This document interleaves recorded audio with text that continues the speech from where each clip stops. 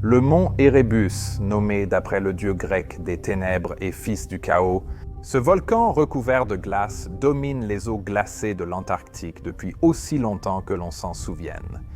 Mais en raison de son isolement extrême, il a été aperçu par très peu de personnes. Mais que diriez-vous de pouvoir admirer cette merveille magnifique depuis le confort d'un siège d'avion, un verre de champagne à la main?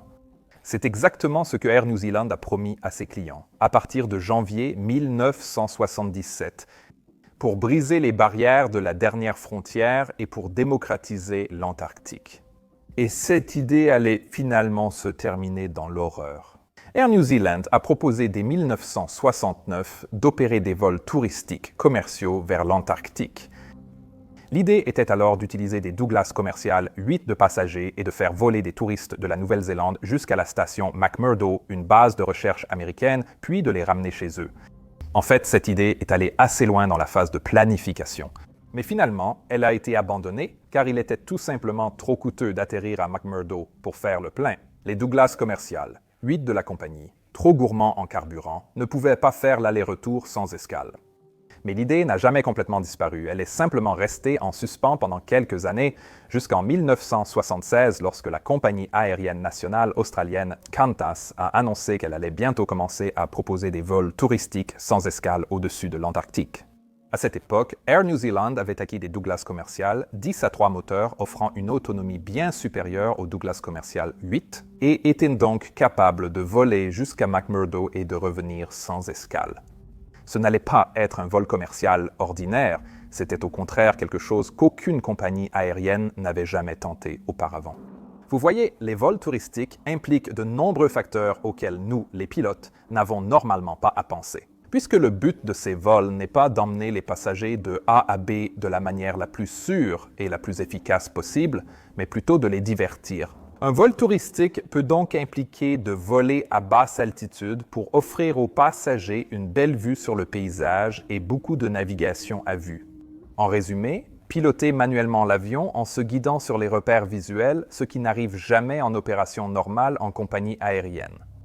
Cela nécessite évidemment aussi de maintenir des conditions météorologiques de vol à vue, au lieu de simplement voler dans les nuages selon les règles de vol aux instruments comme nous le faisons habituellement aujourd'hui. Le faire dans un Twin Otter au-dessus du Grand Canyon est une chose, mais dans un Douglas commercial 10 au-dessus de l'Antarctique, c'est un autre défi. Vous voyez, dans les années 1970, une grande partie de l'Antarctique n'était pas correctement cartographiée et les altitudes des montagnes pouvaient être inexactes ou inconnues. En plus de cela, il n'y avait presque aucune aide à la navigation disponible, comme des radiobalises ou des radars de contrôle aérien, seulement très peu. Mais Air New Zealand avait une solution à ce problème. Vous voyez, l'une des grandes améliorations apportées par le Douglas commercial 10 était son système de navigation inertielle. Ce système embarqué utilisait 3 gyroscopes redondants pour mesurer le mouvement de l'avion en 3 dimensions, permettant de calculer sa position en temps réel. Ainsi, en programmant une série de coordonnées géographiques dans le système de navigation inertielle avant le vol, le mode navigation du pilote automatique pouvait alors se coupler avec le système de navigation inertielle pour guider l'avion sur l'ensemble de la route, sans aucune intervention du pilote. À condition, bien sûr, que les pilotes aient correctement saisi les coordonnées des emplacements de stationnement de l'avion avant la mise en route. Ce système de navigation était assez précis pour l'époque, avec une dérive maximale d'un peu plus d'1 000 nautiques par heure, souvent moins. Il était également capable de s'auto-calibrer en vérifiant sa position calculée par rapport aux signaux des balises radio au sol comme les VOR. S'il y en avait, bien sûr, et s'il n'y en avait pas, eh bien, il restait tout de même très précis. Air New Zealand pouvait ainsi programmer à l'avance tout le trajet du vol dans le système de navigation inertielle. Cela garantissait que le Douglas commercial 10 pouvait être piloté en toute sécurité pendant tout le vol touristique, même sans contact visuel avec le sol. Avec cela en tête, Air New Zealand a soumis ses plans à la division de l'aviation civile néo-zélandaise, qui les a rapidement approuvés. Dès début 1977, la compagnie a commencé à exploiter ses vols, sur les itinéraires fixes récurrents suivants. En partant d'Auckland, l'avion se dirigeait d'abord vers le sud, en passant par l'île du Sud, puis les îles Auckland jusqu'aux îles Balleny, au large de la côte antarctique. Avant de tourner au sud-est, nous avons traversé le cap Hadar vers le spectaculaire cap Hallett, où d'immenses montagnes plongent dans des fjords remplis d'icebergs. La route repartait ensuite vers le sud, longeant la côte de la terre Victoria jusqu'à l'île de Ross, où se trouve le mont Erebus, la station McMurdo et la base Scott. Entre l'île de Ross et le continent s'étend le détroit de McMurdo, une étendue d'eau souvent partiellement gelée, même en été, et qui jouera un rôle vraiment important dans cette histoire. Après avoir survolé la cabane historique de l'explorateur Robert Falcon Scott, les vols faisaient demi-tour au-dessus du détroit de McMurdo, puis retournaient vers le nord devant le célèbre McMurdo. Ces vallées sèches, parmi les déserts les plus rudes et arides du monde, le trajet continuait jusqu'au cap Hallett, puis vers le nord par les îles Campbell jusqu'à Christchurch, où un nouvel équipage prenait le relais et ravitaillait l'avion. Pour le court trajet de retour vers Auckland, bouclant ainsi la boucle, et tout ce vol fantastique était prévu pour durer environ 11 heures. À bord, les passagers pouvaient alors profiter d'un service de repas continu avec du champagne offert, et tout cela. Les explorateurs de l'Antarctique commentaient en direct les paysages éblouissants via le système PA depuis les hublots. Air New Zealand bloquait volontairement environ 24 sièges pour faciliter les déplacements et permettre aux passagers de prendre des photos. Et les pilotes étaient encouragés à inviter les passagers dans le cockpit pour admirer la vue et en apprendre davantage sur le Décédits, s'ils étaient curieux. Maintenant, si vous pensez que cela semble incroyable, eh bien, ça l'était. Les 2 premiers vols ont reçu d'excellentes critiques, les passagers affirmant vouloir renouveler l'expérience. Air New Zealand a ainsi obtenu l'autorisation d'effectuer 5 vols supplémentaires fin 1977, puis 4 en novembre 1978 et encore 4 en novembre 1979. Et cela nous amène au vol du 28 novembre 1979, le dernier de ces vols approuvés. Il circulait des rumeurs selon lesquelles ce serait peut-être le dernier vol en Antarctique à cause de la hausse du prix du carburant. La concurrence entre les pilotes d'Air New Zealand pour ces créneaux était intense, généralement réservée aux pilotes expérimentés ou de la direction. Mais pas cette fois-ci.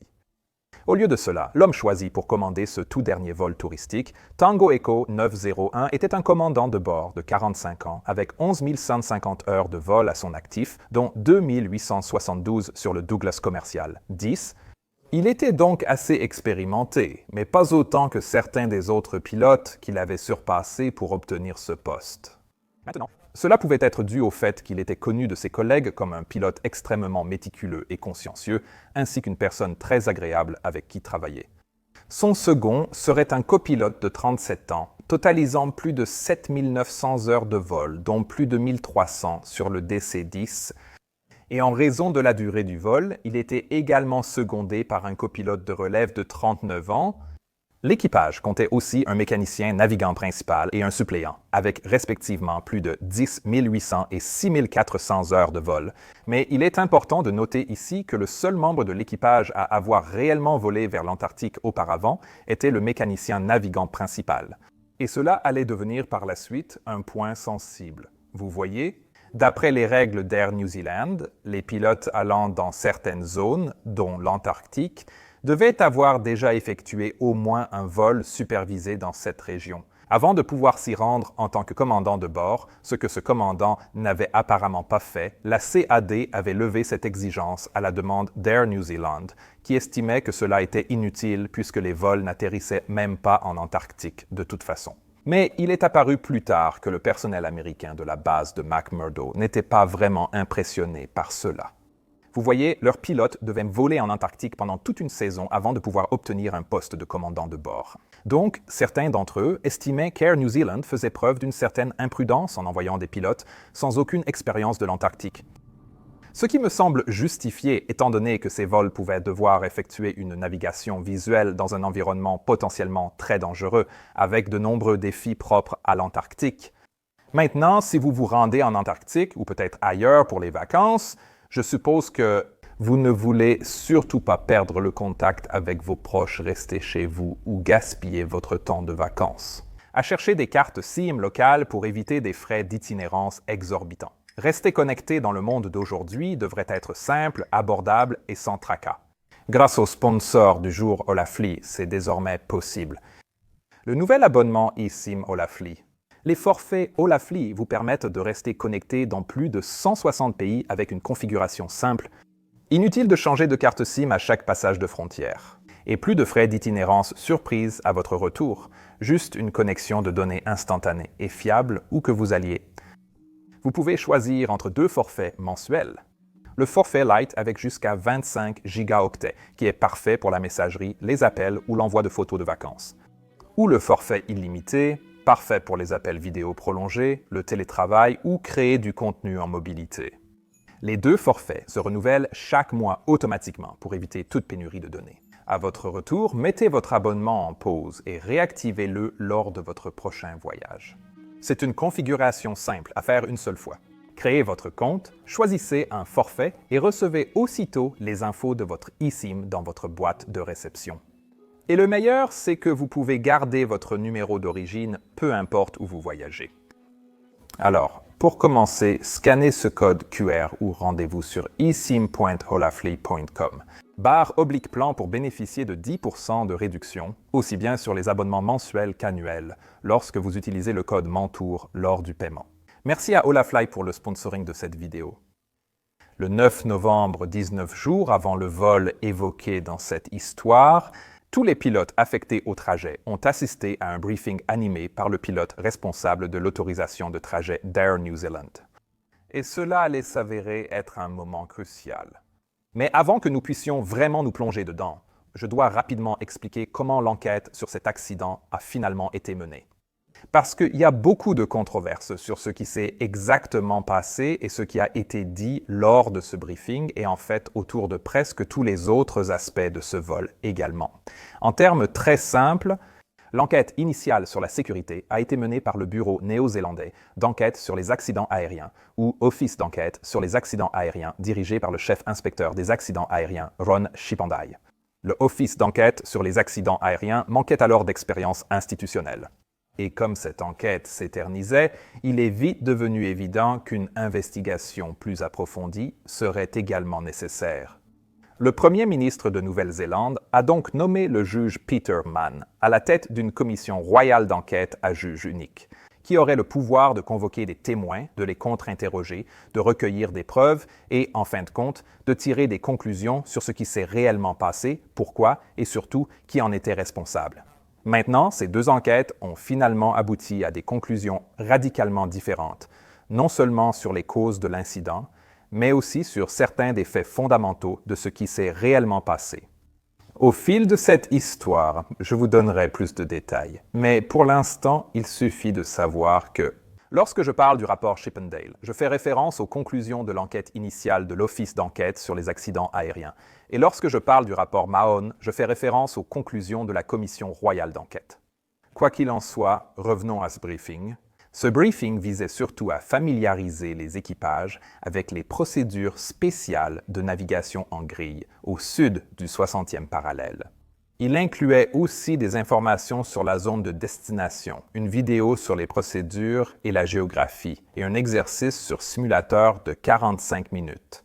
Mais cet exercice ne comportait aucun relief, puisque le simulateur ne le permettait pas. Il était donc uniquement destiné à s'entraîner à la navigation en grille. Lors du briefing, les pilotes ont également reçu un certain nombre d'impressions et de documents, y compris les cartes de navigation utilisées par les avions militaires à McMurdo, une carte approximative du trajet à titre illustratif uniquement, ainsi qu'une liste des coordonnées qui seraient programmées dans l'INS avant le vol. Mais l'une des choses qui n'a pas été fournie était une carte topographique montrant la trajectoire exacte de l'INS par rapport au relief.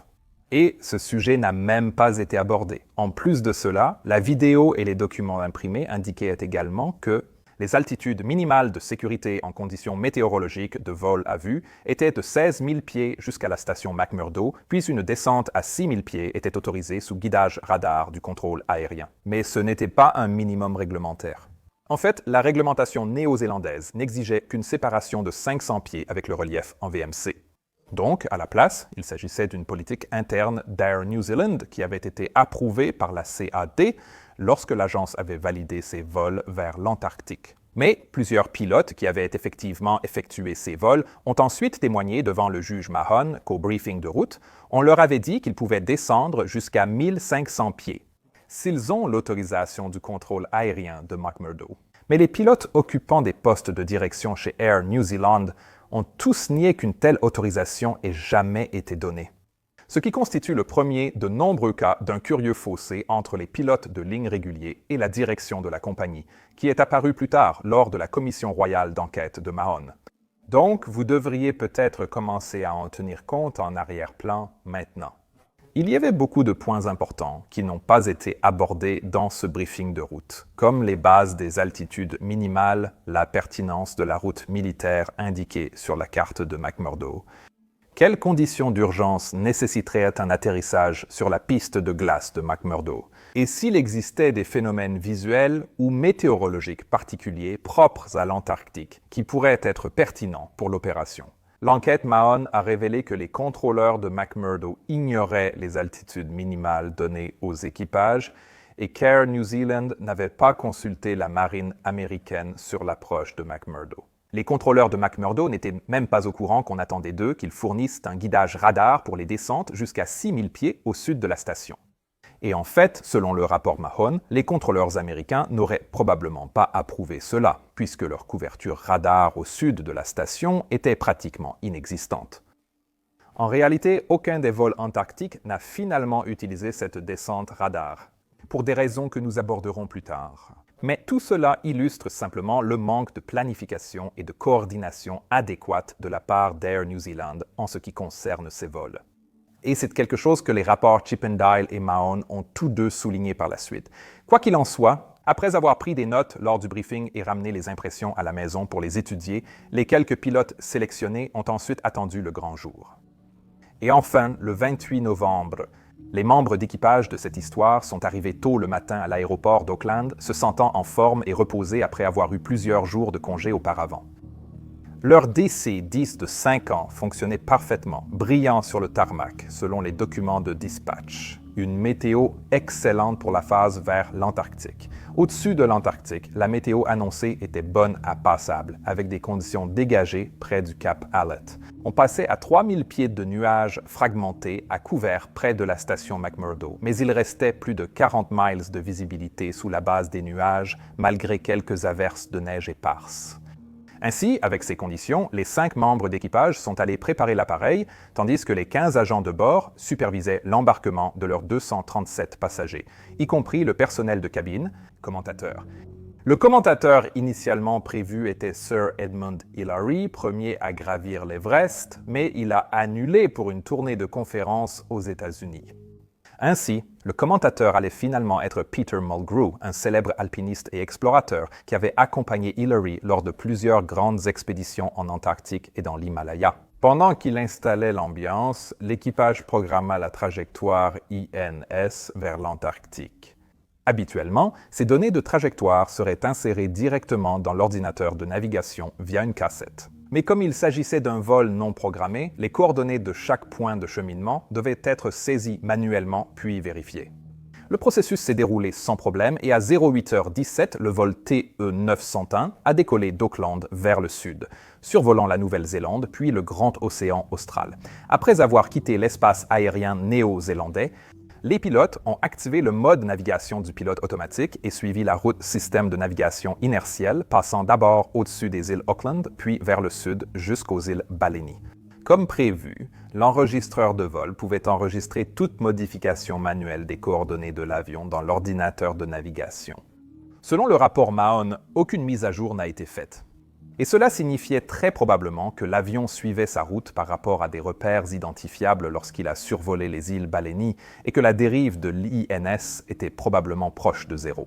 Plus tard durant le vol, près du cap Hallett en Antarctique, les données de l'enregistreur ont montré que le commandant a quitté le mode navigation pour ajuster la route avec le mode sélection de cap du pilote automatique. Et c'était probablement pour offrir aux passagers une meilleure vue sur les montagnes et les glaciers spectaculaires de cette région.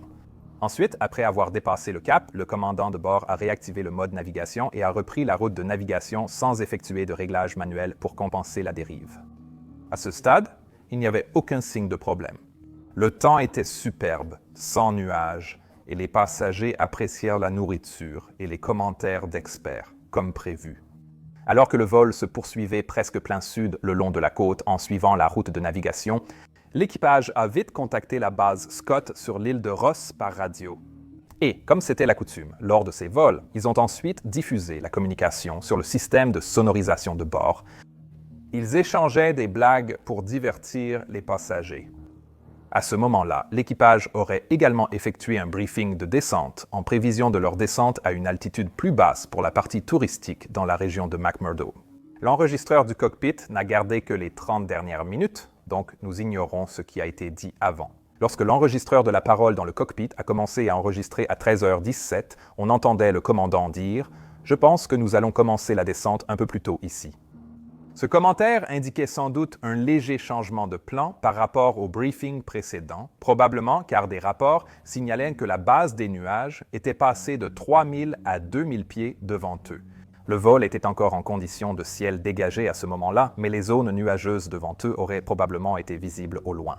Le copilote a donc contacté le centre de contrôle régional de McMurdo, appelé MaxCenter, en utilisant la radio haute fréquence longue portée pour demander des informations supplémentaires.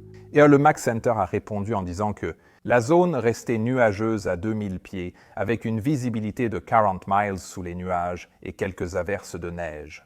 Le copilote le remercia pour cette information, puis demanda une autorisation de descente, ce à quoi le MaxCenter répondit rapidement en les autorisant à descendre jusqu'à 18 000 pieds. Et le contrôleur aérien ajouta également qu'il y avait des trouées dans les couches nuageuses, situées entre 75 et 100 milles nautiques au nord-ouest de la station. Le commandant de bord déclara alors « Ça n'a pas l'air très prometteur, n'est-ce pas ?» Ce à quoi le copilote et l'ingénieur de vol acquiescèrent tous les deux. Mais à ce moment-là, MaxCenter transmit le message suivant. « Hesso, à 40 miles de McMurdo, un radar peut, si besoin, vous guider jusqu'à 1500 pieds avec des vecteurs radar. » Terminé. C'était une proposition pour guider le vol à travers les nuages et les amener sous la couche nuageuse de 2000 pieds, où la visibilité serait suffisante pour offrir aux passagers de belles vues. Les pilotes ont donc immédiatement accepté cette proposition, et le commandant de bord a rapidement utilisé le système PA pour informer les passagers qu'ils allaient effectuer une descente guidée par radar afin de passer sous les nuages pour améliorer la vue panoramique. Ayant appris que l'avion était à 114 miles de McMurdo, le centre Mac leur a demandé de tenter un contact radio très haute fréquence, plus clair et fiable que la haute fréquence, mais avec une portée plus courte. Grâce à sa grande longueur d'onde, la radio haute fréquence peut rebondir sur l'ionosphère pour franchir les obstacles et l'horizon. Mais la radio très haute fréquence ne peut pas faire cela maintenant. En théorie, le vol 901 aurait dû être dans la portée radio très haute fréquence à ce moment-là. Mais lorsque le copilote a essayé d'appeler le contrôleur aérien, il n'a obtenu aucune réponse. Plus tard, Chippendale et Mahon ont tous deux découvert qu'il y avait une très bonne raison à cela. Le mont Erebus se dressait sur leur chemin, bloquant les signaux, mais les pilotes ne semblaient pas s'en rendre compte. Et puisqu'ils prévoyaient maintenant de descendre à 1500 pieds sur la route de navigation, apparemment en volant directement vers cette montagne géante, cela soulevait une question cruciale. Les pilotes savaient-ils réellement où la route de navigation les menait? C'était quelque chose qui finirait par diviser à la fois les enquêtes et la Nouvelle-Zélande. Vous voyez, il s'avère que le dernier point de cheminement de navigation sur la route avait été modifié à 2 heures du matin, le jour de ce vol, seulement 6 heures avant son départ, et personne n'avait informé l'équipage. Maintenant, comment cela s'est produit est une histoire compliquée et controversée qui va nous ramener à l'étape de planification initiale de ces vols en Antarctique. Alors, restez avec moi. La façon dont une route au système de navigation inertielle est généralement créée consiste à enchaîner les coordonnées des aides à la navigation au sol afin d'offrir une certaine redondance. Ainsi, si le système de navigation inertielle cessait de fonctionner pour une raison quelconque, ces aides à la navigation pourraient alors être utilisées à la place. Mais dans ce cas, cela n'avait pas été fait. Les seules aides à la navigation dans cette région étaient un radiophare non directionnel situé à la station McMurdo, ainsi qu'un TACAN à proximité qui est essentiellement un VOR militaire avec un Distance Measuring Equipment ou équipement de mesure de distance situé au même endroit. Le Douglas commercial 10 ne possédait pas le TACAN, mais pouvait utiliser le Distance Measuring Equipment et le radiophare non directionnel si besoin. Les cartes de la région comprenaient également quelques autres ensembles de coordonnées connues, comme l'emplacement de Williams Field, la piste en glace de McMurdo. Pour les 2 premiers vols antarctiques de 1977, la navigation d'Air New Zealand avait choisi Williams Field comme point de demi-tour. Mais lorsqu'ils ont décidé plus tard d'établir un plan de vol informatique permanent, ils ont préféré changer le point d'arrivée pour le radiophare non directionnel, au lieu de cela, comme je l'ai dit, par souci de redondance. Maintenant, selon le navigateur en chef d'Air New Zealand, il a constitué cette nouvelle liste de coordonnées à partir de 0, en se référant à une feuille de travail qui indiquait toujours Williams Field comme dernier point de cheminement. Les coordonnées du radiophare non directionnel n'ont donc jamais été saisies. Il a aussi déclaré avoir saisi par erreur 164 degrés 48 minutes et au lieu de 166 degrés 48 minutes pour la longitude du point de cheminement. Cela a accidentellement déplacé le point de cheminement final 25 000 à l'ouest de Williams Field, au centre du détroit de McMurdo. Il a vérifié son travail visuellement, mais n'a pas vu l'erreur, ce qui a conduit à l'utilisation du mauvais point de cheminement durant 12 vols sans que personne ne le remarque. La raison pour laquelle personne ne s'en est aperçu est probablement que la plupart des vols en Antarctique rencontraient de bonnes conditions météorologiques dans cette zone. Les pilotes quittaient souvent la route de navigation pour survoler la zone à vue, si bien que personne ne suivait réellement la route jusqu'à son terme pour savoir où elle menait. Et même si quelqu'un avait remarqué cette trajectoire supposément erronée que tout le monde utilisait, cela paraissait parfaitement raisonnable. Si vous tracez une ligne droite du cap Hallett à ce point de cheminement erroné, cette trajectoire ferait survoler le détroit de McMurdo, donc l'eau plate et la banquise, loin de tout relief. Et cela offrirait également aux passagers une vue magnifique à la fois sur le mont Erebus à l'est et sur les montagnes de la terre Victoria à l'ouest. Voici donc l'histoire que le navigateur en chef a racontée à la commission d'enquête Mahon, mais le juge Mahon pensait personnellement que la section navigation avait en réalité déplacé le point d'arrivée à cet endroit intentionnellement. Vous voyez, si vous tracez plutôt une ligne droite du cap Hallett jusqu'au radiophare non directionnel de McMurdo, alors la trajectoire de vol passerait directement au-dessus du sommet du mont Erebus, qui culmine à 12 450 pieds, ce qui n'a pas beaucoup de sens pour plusieurs raisons. D'abord, cela aurait empêché les passagers de voir réellement le mont Erebus, et cela aurait aussi fait passer l'avion dans une zone d'ombre radio très haute fréquence et radar au nord des montagnes, comme nous l'avons déjà vu. En plus de cela, à l'altitude minimale d'Air New Zealand de 16 000 pieds dans ce secteur, la trajectoire de vol aurait exposé l'appareil à des dangers volcaniques, comme des colonnes de vapeur, de fumée et des roches de lave projetées à des milliers de pieds. Ce n'était pas qu'un danger théorique. Les archives montrent que le mont Erebus entrait en éruption de 2 à 10 fois par jour durant la majeure partie des années 70. Donc, selon le juge Mahon, Air New Zealand ne pouvait absolument pas avoir eu l'intention que cela soit la trajectoire de vol correcte, surtout qu'il était bien plus logique de simplement voler vers ce point de cheminement supposément incorrect. Et ce n'était pas la seule incohérence que le juge Mahon a relevée. Selon son rapport, une carte avait été établie qui montrait que le trajet de vol se terminait au point de cheminement incorrect. Et cette carte a ensuite été remise aux équipages qui opéraient ces vols. En 1978, et probablement aussi en 1979, le rapport de Chippendale affirmait qu'un schéma montrant une trajectoire de vol directe vers le radiophare non directionnel de McMurdo avait été remis à l'équipage du vol 901, mais l'enquête de Mahon n'a trouvé aucune preuve que ces pilotes avaient jamais vu cette carte. Et même s'ils l'avaient vue, cette carte ne montrait toujours aucun relief dans la zone. La trajectoire avec ce point de cheminement erroné a aussi été utilisée dans l'impression informatique remise à l'équipage du vol 901 lors du briefing évoqué précédemment.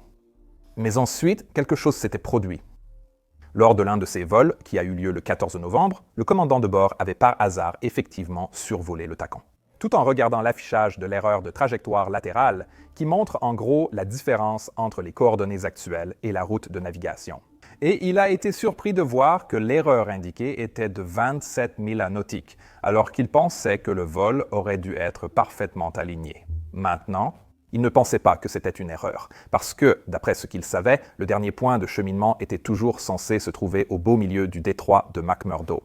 Ce devait juste être un problème de plan de vol. Il pensait cependant qu'il fallait informer les futurs pilotes que le point d'arrivée n'était pas réellement à la station comme indiqué. Donc, après avoir atterri, il a appelé le responsable des opérations en ligne pour la flotte de DC-10 et lui a suggéré cela. D'après le témoignage ultérieur de ce commandant de bord, il craignait que les pilotes ne prennent cette distance pour une erreur de dérive de l'INS, ce qui me paraît tout à fait raisonnable. Mais le responsable des opérations en ligne a déclaré à la commission Mahon qu'il avait alors mal compris cet appel. Il pensait que le commandant voulait déplacer le point d'arrivée du NDB vers le TACAN, ce qui était très différent. La marine américaine venait d'annoncer qu'elle retirait le NDB du service et cesserait son entretien. Donc, le responsable des opérations en ligne avait de bonnes raisons de croire que le NDB ne devait plus être utilisé comme point d'arrivée. Et probablement, avec cela en tête, il a simplement décidé de déplacer les coordonnées du point d'arrivée vers le TACAN. Mais il n'a pas vérifié où les coordonnées de ce point final étaient réellement. Avant cela, et comme il n'avait aucune idée de cette faute de frappe précédente, il pensait que les coordonnées avaient toujours été sur le radiophare non directionnel qui n'était qu'à environ 2 miles du TACAN, ce qui signifiait que l'effet sur le plan de vol serait négligeable. Ce qu'il ne comprenait pas, c'est qu'en réalité, ce changement déplacerait le point de cheminement final de 27 milles nautiques, modifiant complètement le trajet de vol avec d'énormes conséquences. Le changement a eu lieu à 2 heures du matin le 28 novembre et a été ajouté à la liste des coordonnées remises aux pilotes plus tard, qu'ils ont ensuite saisies manuellement dans le système de navigation inertielle. Mais comme tout le monde pensait que le trajet de vol n'avait été déplacé que d'environ 2 milles, personne n'a jugé utile d'en informer réellement l'équipage de conduite. Comme je l'ai mentionné plus tôt, le juge Mahon n'a pas vraiment cru à toute cette histoire. Il pensait que le trajet INS avait toujours été censé passer par le détroit de McMurdo, donc il soupçonnait plutôt que la section navigation avait changé le point d'arrivée vers le TACAN parce que la CAD s'apprêtait à publier une nouvelle carte de navigation du ROSC qui allait inclure la route du vol d'Air New Zealand. Le plan de vol en Antarctique, validé par la CAD, prévoyait le NDB comme dernier point de passage. Mahon envisageait de ne pas solliciter l'accord de la CAD pour utiliser ce point au détroit de McMurdo.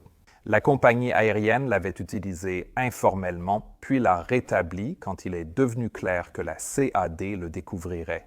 Puis Mahon a supposé qu'en raison d'une mauvaise communication, la section navigation avait simplement oublié d'informer les pilotes. Il estimait que c'était une explication bien plus crédible que la série d'erreurs improbables que j'ai décrites plus tôt, lesquelles, selon lui, avaient probablement été inventées pour couvrir la personne qui avait oublié d'informer les pilotes du changement. Mais évidemment, nous ne le saurons jamais avec certitude. Au cours de l'enquête initiale de l'OAAI, le chef inspecteur Chippendale n'a découvert ce changement de trajectoire de navigation que plusieurs mois après le début de l'investigation.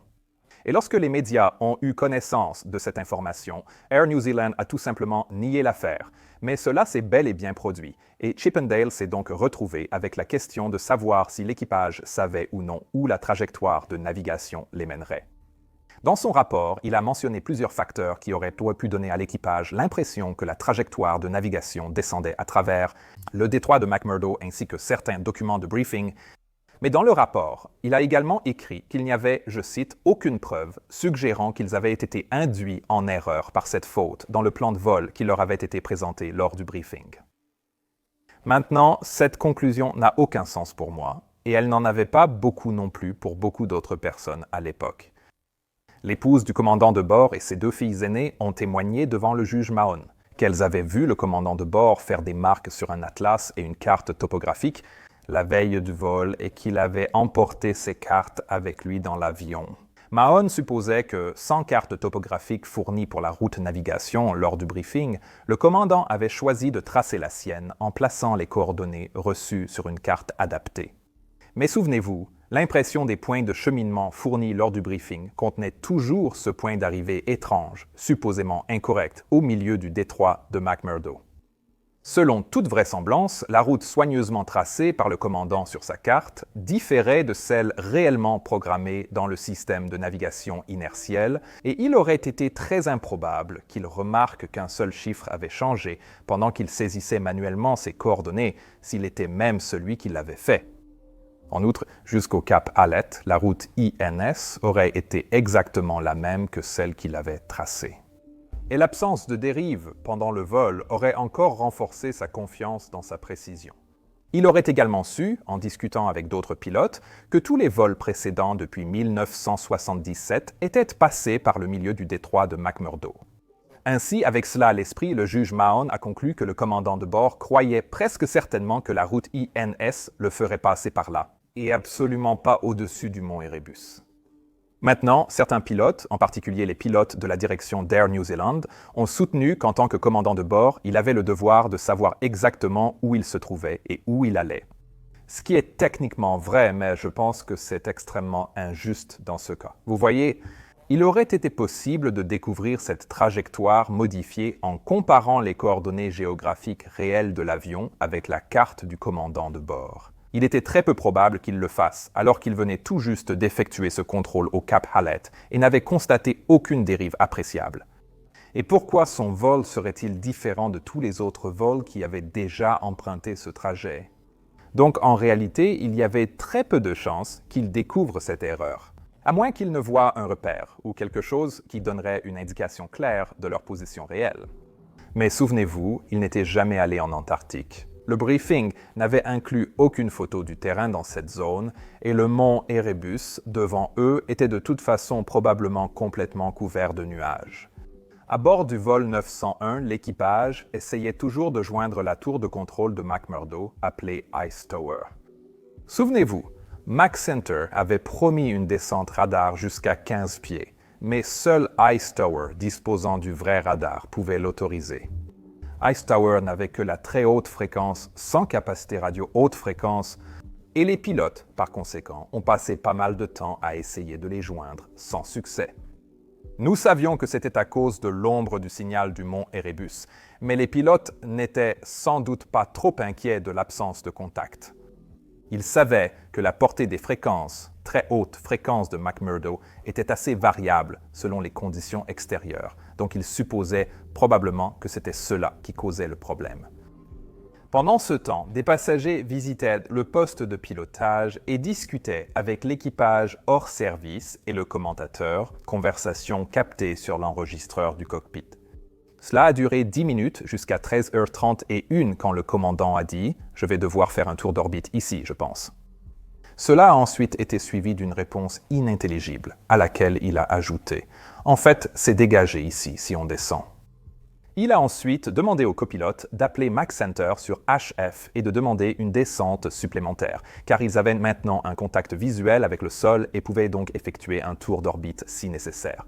Ce que le commandant de bord voulait probablement dire ici, c'est que tant qu'il pouvait garder un contact visuel avec le sol, il pouvait descendre sous les nuages sans guidage radar et donc sans entrer en contact avec Ice Tower.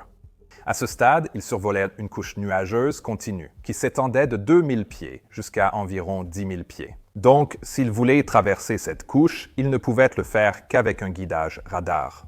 Mais puisque le commandant de bord avait maintenant repéré une trouée dans les nuages et que des photos prises par les passagers ont ensuite confirmé que cette trouée existait, il a probablement pensé que puisqu'il ne pouvait pas recevoir de descente guidée par radar, il pouvait quand même descendre en descendant par des orbites à travers les trouées nuageuses, en gardant des conditions de vol à vue durant toute la descente. Le copilote a informé McCenter de ce plan et le contrôleur a approuvé une descente en conditions météorologiques de vol à vue, mais a demandé qu'ils tiennent le centre informé de leur altitude. Le commandant a annoncé qu'il ferait une première orbite en descendant à 10 000 pieds. Après quoi, il a changé le mode latéral du pilote automatique de navigation à sélection de cap et s'est écarté de la route de navigation. Nous abordons ici le second aspect très controversé de cette histoire. La décision du commandant de bord de descendre sous 16 000 pieds. Comme vous vous en souvenez peut-être, Air New Zealand avait un minimum approuvé par la CAD de 16 000 pieds au nord de McMurdo, puis de 6 000 pieds au sud de la station, avec une descente assistée par radar, toutes deux abordées dans ce briefing de trajet. Et vous vous souvenez peut-être aussi que certains pilotes présents à ces briefings ont informé la commission royale d'enquête qu'on leur avait dit qu'ils pouvaient en fait descendre jusqu'au niveau autorisé par le contrôle de McMurdo. Eh bien, au cours de son enquête, le chef inspecteur Chippendale n'était pas au courant de ces allégations. Donc pour lui, la décision du commandant de bord de descendre en dessous de 16 000 pieds à ce moment-là était une violation intentionnelle des procédures opérationnelles standards. Il qualifiera plus tard cette décision de cause probable de l'accident, ce qui frustrera beaucoup de personnes. Mais l'enquête Mahon a conclu qu'il n'était probablement pas aussi simple que cela. Il a découvert que pratiquement chaque vol d'Air New Zealand en Antarctique était descendu en dessous de 6 000 pieds.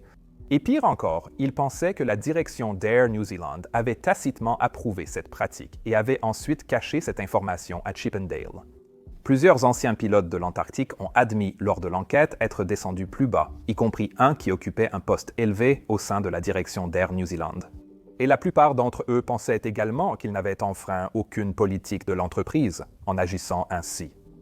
À présent, la direction et les cadres d'Air New Zealand ont fermement nié cela. Mais Mahon a souligné que le vol à basse altitude lors de ses vols en Antarctique était de notoriété publique, puisque de nombreux témoignages de passagers mentionnaient des vols à des altitudes bien inférieures à 6 000 pieds. L'exemple le plus marquant fut sans doute une lettre du président de McDonnell Douglas à Maury Davis, président-directeur général d'Air New Zealand et ami personnel. Après avoir participé à l'un de ses vols en Antarctique, le président de McDonnell Douglas a rédigé une critique élogieuse de l'expérience, dans laquelle il mentionnait la vue de l'Antarctique depuis 3000 pieds. Il a ensuite personnellement envoyé cette critique à Davis, et elle a ensuite été intégrée dans un article publié par un magazine appartenant à Air New Zealand, dont un exemplaire a ensuite été envoyé à chaque foyer du pays. Mais, de façon incroyable, Davis a tout de même affirmé au juge Mahon qu'il n'en avait jamais entendu parler ni vu, ce que Mahon n'a absolument pas cru. Mais il faut préciser que, selon Mahon, 1500 pieds constituaient une séparation avec le relief tout à fait raisonnable pour un vol touristique en conditions de vol à vue. Et puisque la réglementation n'exigeait que 500 pieds, il pensait que le CAD aurait approuvé ce minimum si Air New Zealand l'avait réellement demandé, mais ce n'était pas le cas. L'ex-directeur des opérations de vol a affirmé avoir proposé une altitude minimale de 2000 pieds en 1977, pensant que le CAD l'avait approuvé. Il a été choqué d'apprendre que son subordonné avait obtenu l'approbation du CAD pour une altitude minimale de 16 000 pieds sans l'en informer. Vous avez probablement déjà remarqué que la communication interne chez Air New Zealand n'était pas très bonne, et vous auriez tout à fait raison. Mahon a écrit dans son rapport cinglant que le département des opérations de vol n'avait aucune procédure écrite pour gérer les modifications du plan de vol informatique, aucune instruction écrite sur ce qui devait être inclus dans les briefings de la route antarctique, aucun enregistrement des communications importantes et des processus de prise de décision, aucun dossier central contenant toutes les informations relatives aux vols antarctiques, aucun document écrit concernant les modifications de la trajectoire de navigation, et à peine un simple mémo entre le président-directeur général, le conseil d'administration ou la division commerciale concernant la décision d'opérer des vols vers l'Antarctique en premier lieu. Le président-directeur général d'Air New Zealand a affirmé qu'il dirigeait verbalement la compagnie et n'aimait pas donner d'instructions écrites. C'est sans doute pourquoi la culture d'entreprise est ainsi devenue. Mais son aveu a ensuite pris une tournure plus inquiétante lorsque Mahon a découvert que le président-directeur général avait demandé au personnel de réunir tous les documents pertinents sur le vol 901 et de détruire ensuite toutes les copies supplémentaires afin d'éviter toute fuite vers les médias. Une partie de cette destruction de documents a été faite par du personnel en conflit d'intérêts, et il n'y avait aucun protocole clair en place pour déterminer ce qui devait être considéré comme pertinent et ce qui devait être détruit. Pire encore, plusieurs éléments de preuve appartenant au pilote, y compris le carnet du commandant de bord, ont été collectés puis ont disparu, sans jamais être retrouvés. Entre destruction de documents, disparition de preuves, rétention d'informations à Chippendale, témoignages contradictoires entre pilotes de la direction et autres, perception d'évasivité sur la route INS et affirmations invraisemblables sur les altitudes minimales. Le juge Mahon en est venu à croire que la direction d'Air New Zealand lui mentait systématiquement. Il a ensuite écrit que ce comportement suspect visait à faire porter la responsabilité aux pilotes pour un acte qu'on leur avait laissé croire raisonnable. Et franchement, j'ai tendance à être d'accord. Cela semble plus probable compte tenu de toutes ces preuves. Et avec cela à l'esprit, poursuivons vers la phase finale de cette histoire. Vers 13h32, les pilotes ont discuté du lieu de l'orbite de descente et l'ingénieur de vol a assuré à un passager qu'il pourrait bientôt prendre de meilleures photos. Le commandant de bord a amorcé l'orbite vers la droite à environ 40 000 nautiques au nord de la station McMurdo, au-dessus d'une zone composée de glace de mer et d'eau libre, visible à travers une trouée dans les nuages. Comme je l'ai dit, le commandant de bord pensait sûrement qu'ils étaient juste au nord de l'entrée du détroit de McMurdo, là où se trouvait le repère des 40 miles sur sa carte maison. Mais en réalité, l'avion se trouvait maintenant à plus de 20 000 à l'est, juste au nord de la baie Lewis, sur le côté nord de l'île Ross. Pendant le virage à droite en descente, l'avion a brièvement eu McMurdo en vue, et à 13h35, les appels de test de Ice Tower sur la très haute fréquence ont soudain été entendus, forts et clairs, dans le cockpit. L'équipage a informé Ice Tower de sa volonté de descendre à 10 000 pieds en conditions météorologiques de vol à vue et a redemandé une descente radar à travers les nuages, si possible. Mais avant que la tour ne réponde, la ligne de vue a été perdue et aucune autre communication avec Ice Tower n'a pu être établie. L'équipage est revenu à la radio haute fréquence et a informé le Mac Center de la perte de contact avec la tour. À cela, ils leur ont simplement dit de continuer à essayer. Et le copilote a commencé à appeler Ice Tower encore et encore, sans aucune réponse. À cause de cela, le commandant a poursuivi sa descente visuelle à travers la trouée, prévoyant ensuite un vol à vue sous les nuages vers McMurdo. Le copilote a informé le contrôleur aérien de leur intention, et Mac Center a demandé d'annoncer leur position à 10 000 de la station Distance Measuring Equipment. À McMurdo, personne ne savait que le vol 901 descendait au nord de l'île de Ross, plutôt qu'au-dessus du détroit de McMurdo. Et cela parce que Air New Zealand ne leur avait pas non plus transmis ces nouvelles coordonnées du plan de vol. L'avion aurait dû apparaître sur le radar durant la brève période où la ligne de visée vers Ice Tower existait. Mais même si les contrôleurs de la tour les avaient effectivement vus, ils n'auraient eu aucune raison de croire que les pilotes ne connaissaient pas leur position réelle, d'autant plus qu'ils avaient déclaré être en conditions météorologiques de vol à vue et qu'ils allaient donc poursuivre le vol à vue vers McMurdo. À bord, une série d'événements survenaient qui allaient encore plus masquer la véritable position à l'équipage pendant l'orbite à droite. Les photos prises par les passagers montraient que les falaises noires caractéristiques de l'île Beaufort étaient clairement visibles sur la gauche de l'appareil, à seulement quelques kilomètres à l'ouest. Mais si l'avion était au-dessus du détroit de McMurdo, l'île serait alors bien plus à l'est. Mais il ne semble pas que quelqu'un dans le poste de pilotage s'en soit rendu compte. Et bien sûr, puisque aucun des pilotes n'était jamais allé en Antarctique auparavant, et puisque relativement peu de photographies de cette zone avaient été fournies lors du briefing, aucun membre de l'équipage ne savait à quoi l'île Beaufort devait ressembler. Le juge Mahon pensait que le biais de confirmation les aurait sans doute poussés à supposer que c'était une caractéristique, juste au large de la côte de la Terre Victoria, puisque c'est ce qu'ils s'attendaient à voir à l'ouest. Seul le commentateur Peter Mulgrew aurait pu mieux savoir. Mais le juge Mahon soupçonnait qu'il se déplaçait de la cabine vers le poste de pilotage pendant la période où l'île Beaufort était visible. Et donc, il ne l'a jamais vue de toute façon. Quelques instants plus tard, Mulgrew est effectivement arrivé dans le poste de pilotage et a déclaré qu'il ne pouvait pas guider s'il ne voyait rien, et qu'il n'y avait rien à commenter pour le moment. Pendant que cela se produisait, le rapport Chippendale indique que des voix en arrière-plan pouvaient être entendues en train de s'interroger sur la position du mont Erebus, ce que Chippendale a cité comme le premier de plusieurs commentaires révélant une incertitude croissante quant à la position de l'avion. Ces commentaires étaient en arrière-plan, issus de conversations croisées, sans attribution précise. Le juge Mahon a donc conclu qu'il s'agissait probablement d'une simple conversation entre des passagers visitant le cockpit. Alors que l'équipage finissait le premier virage à 360 degrés, il restait en conditions météorologiques de vol à vue descendant à 6000 pieds sans avoir atteint la base des nuages. Le commandant de bord a donc décidé d'effectuer un second virage à l'intérieur de la zone dégagée, cette fois vers la gauche, tout en poursuivant sa descente jusqu'à 2000 pieds. Le copilote l'a signalé au centre de contrôle de Mac, qui a accusé réception. Le commandant de bord a aussi dit à Mulgrew qu'ils avaient reçu un message de Scott Bass signalant des conditions dégagées au-dessus des vallées Taylor et Wright dans la terre Victoria. Mais il n'a reçu aucune réponse à cela. Au lieu de cela, Mulgrew s'est maintenant adressé aux passagers en leur disant « Je ne vois toujours pas grand-chose pour le moment.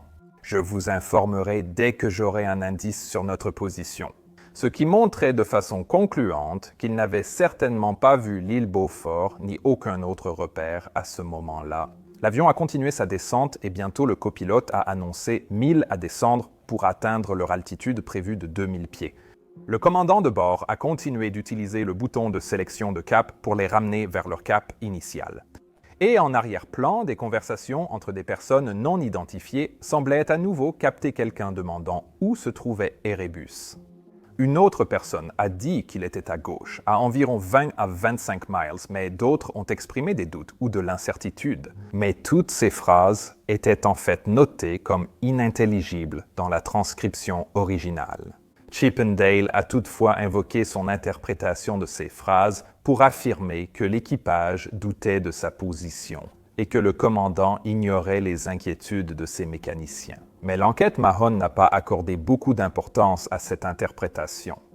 Non seulement il était douteux que ces phrases aient réellement été prononcées, mais même si c'était le cas, aucune preuve ne montrait qu'elles étaient destinées ou entendues par les pilotes. De plus, ni le commandant de bord, ni le copilote ne semblaient exprimer le moindre doute quant à leur position à ce moment-là. Comme je l'ai dit, ils pensaient sûrement savoir où ils étaient et où ils allaient. À ce stade, rien n'était arrivé pour remettre en cause cette idée. Mulgrew aperçut alors une fine bande de terre au loin, ce qui le poussa à dire « c'est la limite ». Il ne précisa pas de quoi il s'agissait, mais cela prouvait qu'ils étaient désormais en condition de vol à vue, probablement sous les nuages. À 13h47. Alors que l'avion s'approchait de son cap initial, le commandant de bord a réactivé le mode navigation pour reprendre la route INS. Et cela devrait vraiment clore définitivement tout débat. Dire qu'il savait où la route les menait ou qu'il en doutait d'une quelconque manière, vous voyez, en tant que pilote, il est très important de ne pas être simplement esclave de l'affichage de navigation. Nous devons savoir où l'autopilote nous conduit, même en suivant une route préprogrammée. Donc, si je sais que la route programmée va m'emmener vers un relief élevé, ou si je ne sais pas où elle va m'emmener, je n'utiliserai tout simplement pas cette ligne de route, jusqu'à ce que ces éléments soient confirmés, surtout pas en dessous de l'altitude minimale de sécurité. Donc, le juge Mahon et moi sommes entièrement d'accord que la seule explication logique est que le commandant était convaincu que la route de navigation le ferait passer au-dessus des eaux libres du détroit de McMurdo. Il n'existe fondamentalement aucun scénario dans lequel il aurait activé ce mode s'il avait su cela. Le mont Erebus s'élevait à 10 000 pieds au-dessus d'eux, droit devant sur cette même route. Il existe maintenant une légère idée reçue selon laquelle le vol 901 volait encore à l'intérieur des nuages à partir de ce moment-là. Mais Chippendale et Mahon ont constaté que ce n'était pas le cas. Cette idée reçue vient sans doute de la décision du commandant de continuer la descente sur la route de navigation de 2000 à 1500 pieds, mais des photos prises par les passagers pendant cette période montraient clairement que l'avion était en plein ciel dégagé, avec la banquise en dessous et de petites bandes de terre visibles au loin. Avec l'avion sous la base des nuages et le ciel dégagé, le mont Erebus aurait dû être bien visible, mais l'enregistreur du cockpit ne prouve pas que les pilotes le voyaient. Comment cela pourrait-il être possible? Eh bien, la réponse est probablement le phénomène de voile blanc, pas le voile blanc dû à de fortes chutes de neige. Dans ce cas, le terme fait référence à un phénomène de voile blanc en air clair, qui se produit lorsque le sol est recouvert d'une couche de neige blanche uniforme et qu'une couche de nuages blancs tout aussi uniforme se trouve au-dessus. Quand cela arrive, la lumière du soleil est réfléchie par la neige, les cristaux de glace, puis par la couche nuageuse au-dessus. D'avant en arrière, dans toutes les directions, jusqu'à ce que la lumière devienne totalement blanche et uniforme. Maintenant, la façon dont les humains perçoivent la profondeur et la distance repose en grande partie sur les tailles, le contraste et les ombres. Mais dans ce type de conditions, tout contraste disparaît, ce qui signifie que les terrains ondulés ou en pente peuvent devenir presque complètement invisibles. Si vous skiez, cela peut signifier que vous allez directement dans un fossé sans le voir. Mais si vous pilotez un avion, vous pourriez complètement manquer un terrain qui s'élève juste devant vous. En fait, lors de la mission américaine en Antarctique entre les années 1950 et 1960, 25 accidents représentant 40% de tous les accidents survenus pendant cette période ont été attribués à ce phénomène de voile blanc. Et il faut aussi préciser que ce n'était pas quelque chose de rare. Non, c'est la condition par défaut quand une couche nuageuse couvre l'Antarctique. Encore un autre phénomène dont les pilotes n'avaient pas été informés lors de ce briefing sur l'Antarctique. Le vol 901 a donc continué vers le sud, avec ses pilotes totalement inconscients qu'ils volaient droit dans la gueule d'une illusion d'optique. Le commandant de bord avait terminé sa descente à 1500 pieds, tandis que le copilote a dit. On verra probablement plus loin de toute façon.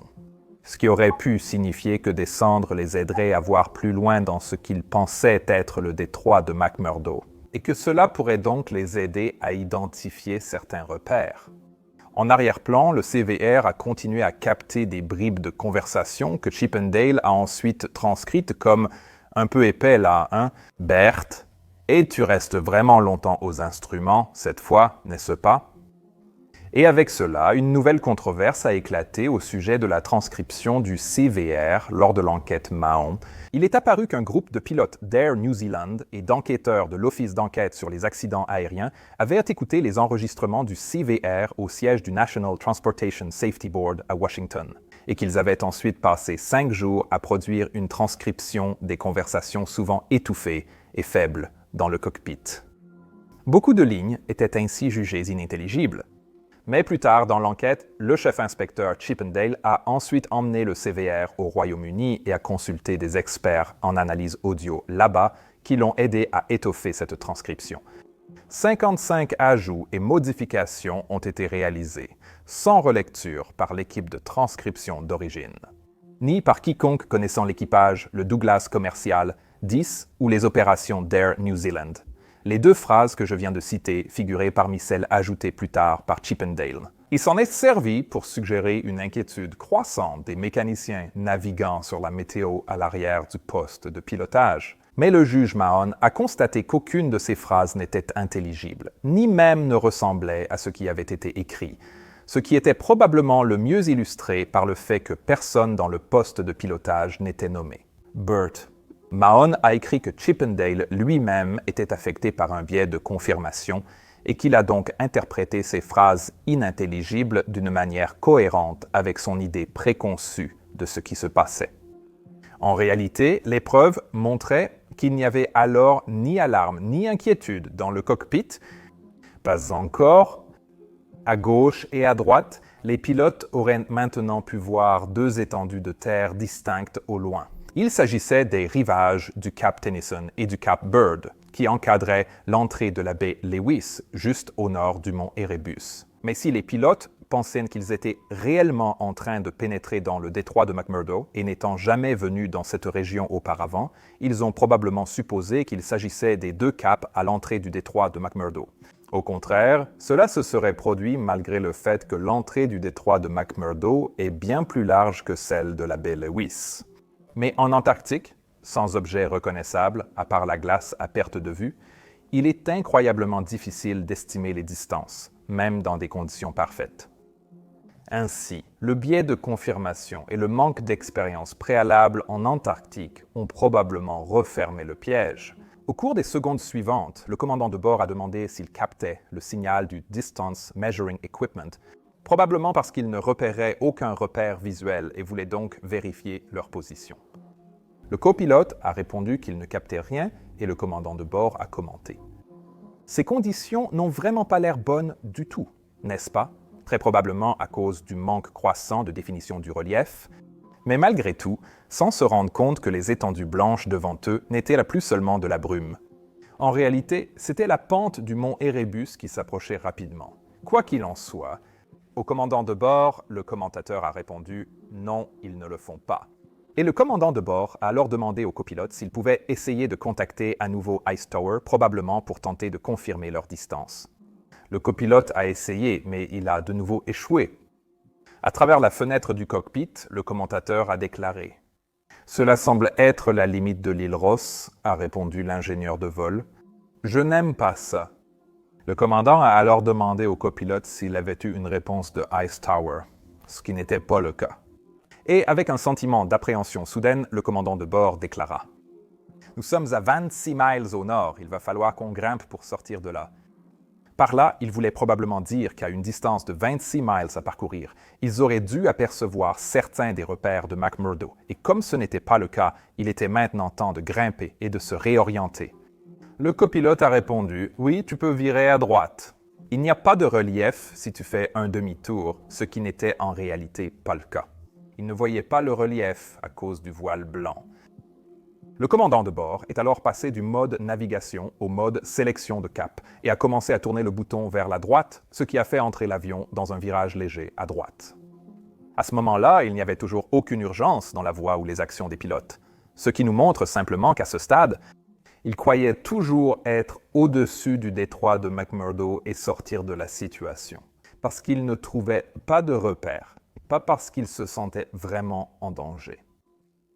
Mais cela allait bientôt changer. Quelques secondes seulement après la remarque du copilote, l'avion a survolé la côte nord de l'île de Ross, passant au-dessus des impressionnantes falaises de glace de 300 pieds au pied du mont Erebus, qui s'élevait rapidement sous eux. Soudain, le système d'alerte de proximité du sol s'est déclenché. Whoop, whoop, pull-up. Mais c'était un système d'alerte de proximité du sol de première génération, pas l'actuel système amélioré. Il ne pouvait donc pas anticiper ce qui se trouvait devant l'avion, seulement ce qui était directement en dessous, et alors que l'avion continuait de voler vers la pente de 13 degrés du mont Erebus, à une vitesse de 260 nœuds, ils étaient désormais à court de temps, observant l'altimètre radio diminuer. L'ingénieur de vol a annoncé 500, 400, et le commandant a relevé le nez en demandant calmement la remise de gaz. En suivant la procédure d'évitement du relief, le nez s'est levé et les moteurs ont augmenté en puissance vers la poussée maximale de remise de gaz, alertant ainsi les passagers qu'un problème soudain survenait. Mais ils n'auraient pas eu le temps de comprendre quoi. 6 secondes après que le Ground Proximity Warning System ait retenti, le vol 901 d'Air New Zealand s'est écrasé directement contre un glacier à une altitude de 1500 pieds sur les pentes inférieures du mont Erebus. L'impact a déchiqueté l'appareil, projetant d'énormes morceaux du Douglas commercial, 10 sur la pente de la montagne, entourés de flammes provenant des réservoirs éventrés. Puis, quelques secondes plus tard, les débris se sont immobilisés et le silence est revenu dans ce lieu désolé. Au bout du monde, plus rien ne bougeait. Après environ une demi-heure sans nouvelles du DC-10, les contrôleurs de McMurdo l'ont déclaré disparu et ont lancé une opération de recherche absolument sans précédent. La nouvelle de la disparition d'un avion en Antarctique s'est rapidement répandue, même avant que l'épave ne soit finalement découverte à 1h du matin le lendemain, fumant encore sous le soleil de minuit. Aucun des 257 passagers et membres d'équipage n'a survécu, faisant de cet accident la pire catastrophe de l'histoire moderne de la Nouvelle-Zélande en temps de paix. Et le travail de récupération a alors été absolument exténuant. L'enquête initiale de l'Office d'enquête sur les accidents aériens a conclu que la cause probable était la décision du commandant de poursuivre à basse altitude vers une zone à mauvaise définition de la surface et de l'horizon, alors que l'équipage n'était pas certain de sa position et l'incapacité qui s'ensuivit de détecter le relief montant qui a croisé la trajectoire de l'avion. Mais les preuves présentées à la commission d'enquête dirigée par le juge Mahon allèrent plus tard renverser ces conclusions. Il a conclu que l'équipage était certain de sa position, bien qu'elle fût erronée, et que le vol à une altitude aussi basse était autorisé et probablement encouragé par Air New Zealand. Ainsi, la commission a conclu que la cause probable de l'accident était une défaillance de communication au sein du département des opérations de vol d'Air New Zealand, ce qui a entraîné la modification de la route de navigation pour survoler le mont Erebus sans que personne n'en informe l'équipage. Mais il est ensuite allé bien plus loin que de simplement déterminer la cause probable. En fait, il a écrit dans son rapport final qu'Air New Zealand savait depuis le tout début qu'un changement de route de navigation avait causé l'accident. La direction et les cadres de la compagnie aérienne auraient conspiré pour cacher ce fait en détruisant des documents et en fournissant de faux témoignages à Chippendale et à la Commission royale. C'est ce qui a incité Mahone à écrire sans doute la phrase la plus célèbre jamais incluse dans un rapport d'accident d'avion. Les parties clairement fausses des témoignages que j'ai entendus ne pouvaient résulter d'une erreur ou d'un oubli. Elles provenaient. Je dois dire que, dans le cadre d'un plan de tromperie prémédité, elles faisaient clairement partie d'une tentative de cacher une série d'erreurs administratives graves. Ainsi, en ce qui concerne les éléments de preuve particuliers auxquels j'ai fait référence, je suis contraint à contre-cœur de dire que j'ai dû écouter une litanie de mensonges orchestrés. Ce jugement est devenu extrêmement controversé en Nouvelle-Zélande, et le rapport Choc a rapidement dégénéré en attaque partisane. Cela a même impliqué le premier ministre lui-même, qui s'est ensuite retrouvé dans une série de querelles publiques houleuses avec le juge Mahone au sujet de ses conclusions. Air New Zealand a finalement demandé une révision judiciaire au Conseil privé à Londres, qui a jugé que les accusations de conspiration et de parjure du juge Mahone allaient au-delà de son mandat. Son mandat se limitait à déterminer les causes de l'accident et les parties responsables. En conséquence, cette partie de sa conclusion a été officiellement rejetée, mais l'impact de ces conclusions sur la société néo-zélandaise ne saurait être sous-estimé. Aucune autre enquête sur un accident d'avion dans l'histoire n'a été aussi médiatisée. Je veux dire, le juge Mahone a reçu des fleurs devant chez lui, des repas offerts au restaurant, et son rapport s'est arraché en librairie. Même si ces conclusions ont été annulées pour une question de procédure, nous ne savons toujours pas avec certitude s'il y a réellement eu une litanie de mensonges orchestrés, ou si les gens essayaient simplement de se couvrir eux-mêmes. Et pour être honnête, cela n'a probablement pas d'importance. Je pense que les véritables leçons de cet accident résident dans la nécessité de traiter les opérations inhabituelles avec le plus grand respect, tant du point de vue de la planification que de celui des facteurs humains. Parce que si nous ne respectons pas des endroits hostiles comme l'Antarctique, il est alors très facile de tomber dans les pièges que ce genre d'endroit tend inévitablement. Le juge Mahone partageait en fait ce même sentiment. C'est pourquoi je souhaite conclure cette vidéo avec les mots qu'il a utilisés pour terminer son rapport. La clé de la tragédie était ici, dans le silence blanc de la baie Lewis, où l'avion avait été guidé sans erreur par son système de navigation microélectronique pour être détruit par un tour malveillant de la lumière polaire dans un ciel clair et sans avertissement. Mon équipe a travaillé très dur pour rendre cette vidéo possible. Tout le monde, de notre scénariste Kira, qui a parcouru des milliers de pages de documents pour écrire ceci, à notre équipe graphique qui a travaillé jour et nuit pour vous livrer cette vidéo à temps. Je suis tellement fier de tous ceux qui ont participé. Et si vous souhaitez soutenir ce genre de production titanesque, veuillez scanner ce code QR ou rendez-vous sur patreon.com/rejoins Montour Pilot. Je suis Peter Hornfeld, vous regardez Montour Pilote. Passez une excellente journée et à la prochaine. Au revoir.